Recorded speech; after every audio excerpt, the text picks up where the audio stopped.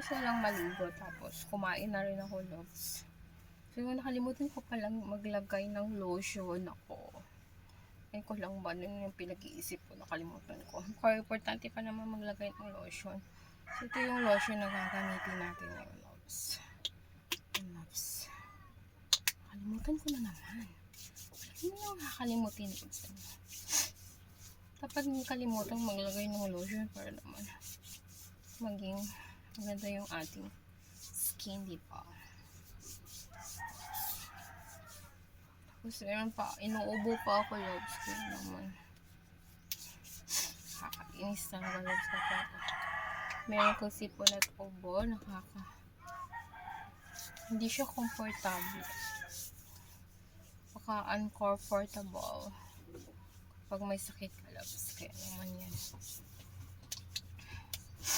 kaya lang tayo tulad. Sana naman hindi tayo madamage yung ating skin sa itong araw, di ba, loves? Napakainit ngayon, mag-stay lang ako sa bahay, hindi na ako lalabas muna ngayon kasi nakainit ng panahon, loves.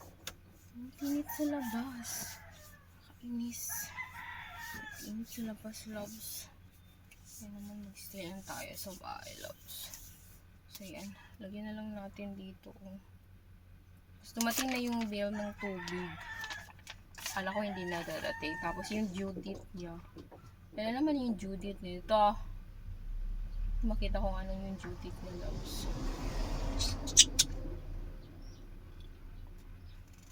Card number. Tapos dapat meron siyang ano bang due date? Hindi siya makita.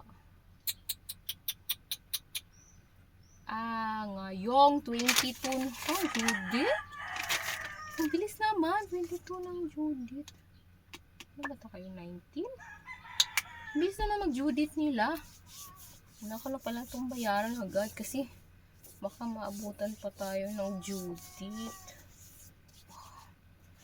Ano yung due date? Magtulan tayo ng tubig. Ayun, loves. Nakakainis yung sipon ko at ubo, loves. Ano ba yun? Cellphone isa ko hindi ma-open agad. Nakakainis. Gusto kong kagamitin agad. Hindi naman ma-open agad. Nakakainis siya, loves. Ay, loves.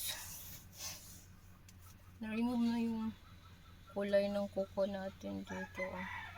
Hindi mo na natin lalagyan. Kasi palagi na namang nare-remove dahil may kasi akong ginagawa sa bahay. Hindi maiwasan, no, diba? Yung tiyan ko, ay, hindi lang bakit masakit yung tiyan ko. Sirdal. Parang naman akong natatay. So, yan lang, loves. Ito lang yung video natin ngayon, loves. Hanggang sa susunod, bye-bye.